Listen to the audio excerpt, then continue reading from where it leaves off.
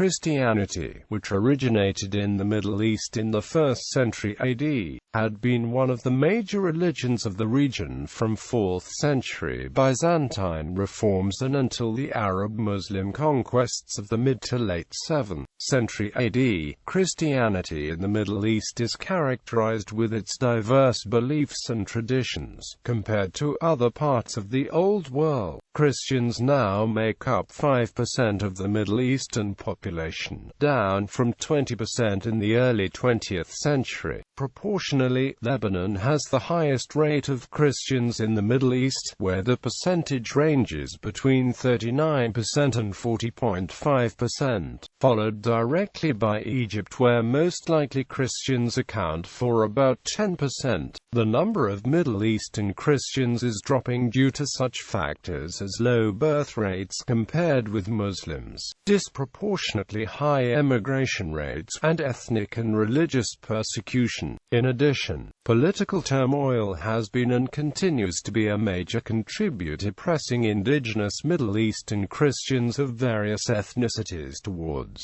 seeking security and stability outside their homelands. Recent spread of jihadist and Salafist ideology, foreign to the tolerant values of the local communities in Syria and Egypt, has also played a role in unsettling Christians' decades-long peaceful existence. In 2011, it was estimated that at the present rate, the Middle East's 12 million Christians would likely drop to 6 million by the year 2020. The largest Christian group in the Middle East is the Arabic-speaking Copts, who number 6 to 11 million people, although Coptic sources claim the figure is closer to 12 to 16 million. Copts reside mainly in Egypt, but also in Sudan and Libya, with tiny communities in Israel, Cyprus, Jordan, Lebanon, and Tunisia. The second largest Christian group in the Middle East is the Arabic-speaking Maronites, who are Catholics and number some 1.1 to 1.2 million across the Middle East, mainly concentrated within Lebanon. Many Maronites often avoid an Arabic ethnic identity in favor of a pre-Arab Phoenician Canaanite heritage, to which most of the Lebanese population belongs. In Israel, Maronites are classified as ethnic Arameans and not Lebanese. The Arab Christians, who mostly descended from Arab Christian tribes, are adherents of the Eastern Orthodox Church. They number more than 1.5 million. Roman Catholics of the Latin Rite are small in numbers. Most Catholics are Maronite Melkites, Catholics Syrians, Armenians and Chaldeans. Protestants altogether number about 400,000. Arabized Catholic Melkite Christians of the Byzantine Rite, who are usually referred as Arab Christians as well, number over 1 million in the Middle East. They came into existence as a result of a schism within the Greek Orthodox Church of Antioch over election of a patriarch in 1724. The Eastern Aramaic-speaking Assyrians of Iraq, southeastern Turkey, northwestern Iran and northeastern Syria, who number 2 to 3 million, have suffered both ethnic and religious persecution over the last few centuries, such as the Assyrian genocide conducted by the Ottoman Turks, leading to many fleeing and congregating in areas in the north of Iraq and northeast of Syria. The great majority are Catholic Chaldeans. In Iraq, the numbers of Assyrians has declined to between 250,000 and 300,000. Christians were between 800,000 and 1.2 million before 2003. During 2014, the Assyrian population of North Iraq collapsed due to the Muslim jihadist persecution. The Armenians number around 500,000 in the Middle East, with the largest community in Iran with 200,000 members. The number of Armenians in Turkey is disputed, having a wide range of estimations. More Armenian communities reside in Lebanon, Jordan and to a lesser degree in other Middle Eastern countries such as Iraq, Israel and Egypt. The Armenian genocide during and after World War I drastically reduced the once sizable Armenian population. The Anatolian Greeks, who had once inhabited large parts of the Western Middle East and Asia Minor, have declined since the Arab conquests and severely reduced in Turkey, as a result of the Asia Minor catastrophe, which followed World War I. Today the biggest Middle Eastern Greek community resides in Cyprus, numbering around 793,000. Cypriot Greeks constitute the only Christian majority state in the Middle East, although Lebanon was founded with a Christian majority in the first half of the 20th century. In addition, some of the modern Arab Christians constitute Arabized Greco-Roman communities. Smaller Christian groups include Georgians, Russians and others. Converts such as Kurdish, Turcoman, Iranian, Azeri, Circassian and Arab exist in small numbers. There are currently several million Christian foreign workers in the Gulf area, mostly from the Philippines, India, Sri Lanka and Indonesia. In the Persian Gulf states, Bahrain has 1,000 Christian citizens and Kuwait has 400 native Christian citizens, in addition to 450,000 Christian foreign residents in Kuwait. Middle Eastern Christians are relatively wealthy, well-educated and politically moderate, as they have today an active role in various social, economical, sporting and political aspects in the Middle East. History, evangelization and early history. Christianity spread rapidly from Jerusalem along major trade routes to major settlements, finding its strongest growth among Hellenized Jews in places like Antioch and Alexandria. The Greek-speaking Mediterranean region was a powerhouse for the early church, producing many revered church fathers as well as those who became labeled as heresiarchs, such as Nestorius. From Antioch, where Christians were first so called, came Ignatius, Diodore of Tarsus, John Chrysostom, Theodore of Mopsuestia, Nestorius, Theodore, John of Antioch, Severus of Antioch and Peter the Fuller, many of whom are associated with the school of Antioch. In like manner, Alexandria boasted many prominent theologians, including Athenagoras, Pantaenus, Clement, Origen, Dionysius, Gregory Thaumaturgus, Arius, Athanasius, Didymus the Blind, Cyril and Dioscorus, associated with school of Alexandria. The two schools dominated the theological controversies of the first centuries of Christian theology, whereas Antioch traditionally focused the grammatical and historical interpretation of Scripture and developed a Diophysite Christology. Alexandria was much influenced by Neoplatonism, using an allegorical interpretation and developing Miaphysitism. Other prominent centers of Christian learning developed in Asia Minor and the Levantine coast. Politically, the Middle East of the first four Christian centuries was divided between the Roman Empire and the Parthian Empire. Christians experienced sporadic persecutions in both political spheres. Within the Parthian Empire, most Christians lived in the region of Mesopotamia, Ashuristan, and were ethnic Assyrian Mesopotamians who spoke Eastern Aramaic dialects loosely related to those Western Aramaic dialects spoken by the co-religionists just across the Roman border. Legendary accounts are of the evangelization of the East by Thomas, Addai, Thaddeus and Mari. Syriac emerged as the standard Aramaic dialect of the three Assyrian border cities of Edessa, Nisibis and Arbela. Translation of the scriptures into Syriac began early in this region, with a Jewish group producing a translation of the Hebrew Bible becoming the basis of the Church of the East's Christian Peshitta. Syriac Christianity is most famous for its poet-theologians Aphrahat, Ephraim, Nasa and Jacob of Serah. Eusebius credits Mark the Evangelist as the bringer of Christianity to Egypt, and manuscript evidence shows that the faith was firmly established by the middle of the 2nd century. Although the Greek-speaking community of Alexandria dominated the Egyptian church, speakers of native Coptic and many bilingual Christians were the majority. From the early 4th century, at the latest, the monastic movement emerged in the Egyptian desert, led by Antony and Pachomius.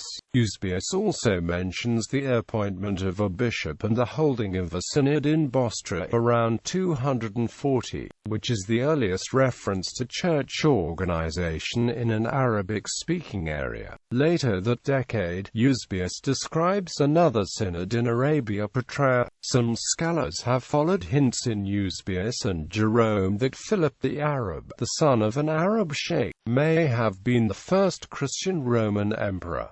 However, evidence to support this theory is thin. The Ghassanid tribe were important Christian foederati of Rome, while the Lakhmids were an Arab Christian tribe that fought for the Persians. Although the Hejaz was never a stronghold of Arab Christianity, there are reports of Christians around Mecca and Yathrib before the advent of Islam. One hadith even speaks of an icon of the Virgin and Child in the Kaaba. Christianity came to Armenia both from the south Mesopotamia, Assyria, and the west Asia Minor, as demonstrated by the Greek and Syriac origin of Christian terms in early Armenian texts. Eusebius mentions Merozanes as the bishop of the Armenians around 260.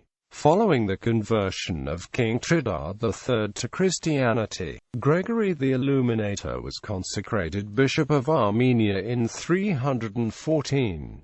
Armenians continue to celebrate the church as the oldest national church.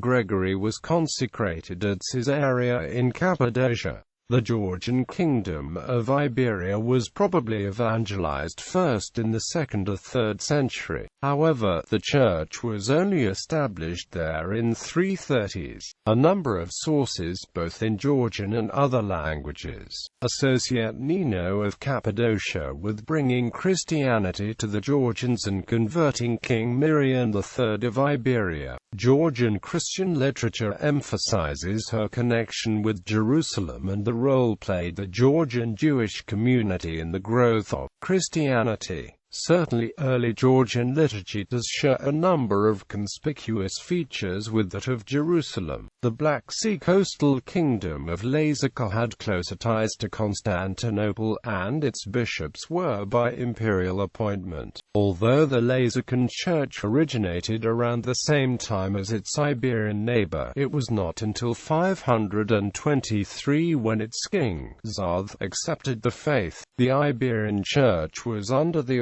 authority of the Patriarch of Antioch, until the reforming king Vakhtang Ghazali set up an independent Catholicos in 467. In 314, the Edict of Milan proclaimed religious toleration in the Roman Empire, and Christianity rapidly rose to prominence. The churches, dioceses and bishoprics came to be modeled on state administration, partly the motive for the Council of Nicaea in 325. However, Christians in the Zoroastrian Sasanian Empire are often found distancing themselves politically from the Roman co-religionists to appease the Shah. Thus, around 387, when the Armenian highland came under Sasanian control, a separate leadership from the Dinses area developed and eventually settled in Echmiadzin, a division that still, to some extent, exists to this day. Likewise,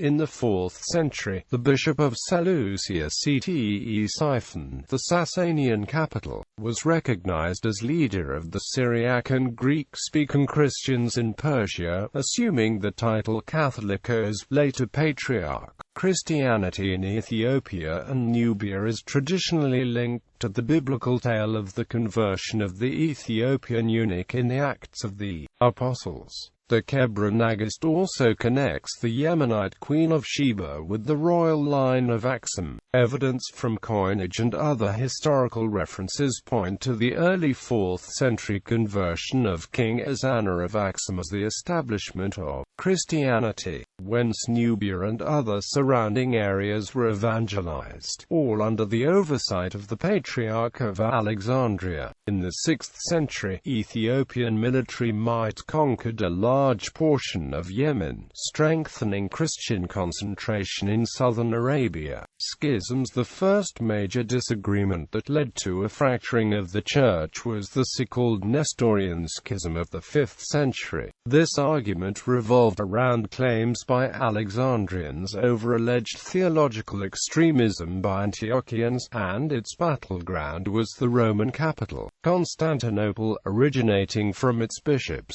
Nestorius's, teaching on the nature of Christ. He was condemned for splitting Christ's person into separate divine and human natures. The extremes of this view, however, were not preached by Nestorius. Cyril of Alexandria succeeded in the deposition of Nestorius at the First Council of Ephesus in 431. The result led to a crisis among the Antiochians, some of whom, including Nestorius himself, found protection in Persia, which continued to espouse traditional Antiochian theology. The schism led to the total isolation of the Persian sphere Church of the East, and the adoption of much Alexandrian theology in the Antiochian sphere of influence. Some of the Alexandrian victors at Ephesus, however, began to push their anti-Nestorian agenda too far, of whom Eutychus was the most prominent. Much back and forth led to the Council of Chalcedon of 451, which found a compromise that returned to a theology closer to that of Antioch, refereed by Rome, and condemned the monophysite theology of Eutychus. However, the outcome was rejected by many Christians in the Middle East, especially by non-Greek-speaking Christians on the fringe of the Roman Empire, Copts, Syriacs, Assyrians and Armenians. In 482, Emperor Zeno attempted to reconcile his church with his Henoticon. However, reunion was never achieved, and the non-Chalcedonians adopted Miaphysitism based on traditional Alexandrian doctrine, in revolt against the Byzantine Church. These so-called Oriental Orthodox churches include the majority of Egyptian Christians, the Coptic Orthodox Church of Alexandria, majority of Ethiopian and Eritrean Christians, the Ethiopian and Eritrean Orthodox Tewahedo churches, many Syriacs, the Syriac Orthodox Church, and the majority of Armenians, the Armenian Apostolic Church. The name Melkite, originally intended as a slur, came to be applied to those who adhered to Chalcedon, who continued to be organized into the historic and autocephalous patriarchates of Constantinople, Antioch, Alexandria and Jerusalem. Collectively they form the traditional basis for the Greek Orthodox Church, known as Rum Orthodox in Arabic, which is the language of worship throughout Lebanon, Egypt, the Palestinian Authority, Israel, Jordan, Syria and Christian diaspora. The Georgian Orthodox and Apostolic Church held to a moderate Antiochian doctrine through these schisms and began aligning itself with Byzantium from the early 7th century, and finally broke off ties with their Armenian non-Chalcedonian neighbors in the 720s. Arab-Muslim conquests. The Arab-Muslim conquests of the 7th century brought to end the hegemony of Byzantium and Persia over the Middle East. The conquest came at the end of a particularly grueling period of the Roman-Persian Wars, from the beginning of the 7th century, in which the Sassanid Shah Khosrau II had captured much of the Syria, Egypt, Anatolia and the Caucasus, and the Byzantines under Heraclius only managed a decisive counter-attack in the 620s. The Greek Orthodox Patriarch Sophronius negotiated with Caliph Umar in 637 for the peaceful transfer of the city into Arab control. Likewise, resistance to the Arab onslaught in Egypt was minimal. This seems to be more due to the war fatigue throughout the region rather than entirely due to religious differences. Ottoman Empire. The Ottoman Turks carried out a series of violent massacres of ethnic Assyrian and Armenian Christians in the 1870s. These killings,